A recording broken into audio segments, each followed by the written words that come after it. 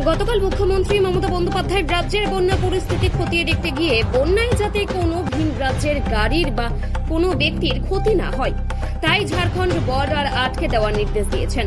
হঠাৎ করে এমন নির্দেশে ঝাড়খণ্ড বর্ডারে দাঁড়িয়ে পড়েছে সার পণ্য বোঝাই লরি।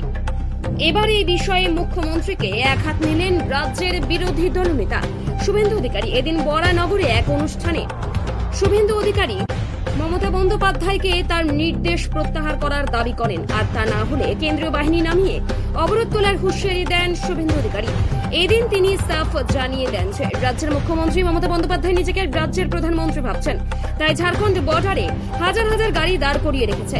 আজ দুটোর মধ্যে ন্যাশনাল হাইওয়ে অবরোধ মুক্ত না করলে আমি নীতিন গডকরিকে, রাজ্যপালকে এবং অমিত শাহকে বিষয়টি নিয়ে চিঠি লিখব, যাতে আধা সামরিক বাহিনী নামিয়ে এই অবরোধ তুলে দেওয়া যায়। মুখ্যমন্ত্রী কালকে হুঙ্কার দেওয়ার পরে চিচিড়াতে ঝাড়গ্রাম এবং ঝাড়খণ্ড বর্ডারে যেহেতু লিখিত অর্ডার দেওয়ার ক্ষমতা সাহস মুখ্য সচিবের নেই, সেখানে গাড়ি দাঁড়িয়ে আছে হাজার হাজার। মুখ্যমন্ত্রী জানেন না ডেমোগ্রাফি। ঝাড়গ্রাম বর্ডারে ঝাড়খণ্ডের গাড়ি আটকালে সব পেঁয়াজ আটকাবে। ওই রাস্তা হচ্ছে নাগপুর, নাসিক, ছত্তিশগড় হয়ে বাংলায় ঢুকছে এবং এখান থেকে উত্তর পূর্বাঞ্চল, সিকিম, ভুটান, নেপালে যাচ্ছে। ভয়ঙ্কর পরিস্থিতি করেছে ওখানে একটা। আর দ্বিতীয় করেছে কুলটিতে ঝাড়খণ্ড বর্ডার, সেখানেও কয়েক হাজার গাড়ি দাঁড় করিয়ে রেখেছে।